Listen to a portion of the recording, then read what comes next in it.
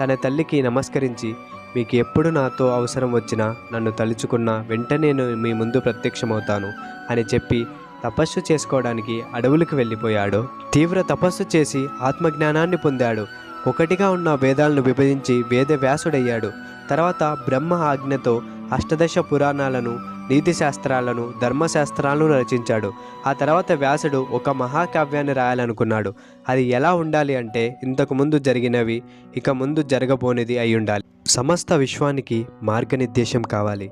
దాని ద్వారా మానవులకి మంచికి చెడుకు, ధర్మానికి అధర్మానికి మధ్య ఉండే తేడాను తెలుసుకునే జ్ఞానాన్ని అందివ్వాలి అనుకొని మహాభారతం రచించడం మొదలుపెట్టాడు. శ్రీకృష్ణ పరమాత్ముడు మానవులకు అందించిన పంచమ వేదమే మహాభారతం. మొత్తం 18 అక్షోహిణుల సైన్యం, 18 మహారథుల శౌర్యం, 18 రోజుల కురుక్షేత్ర యుద్ధం, 18 పర్వాల జీవిత సారం ఈ మహాభారతం. ఈ మహాభారతం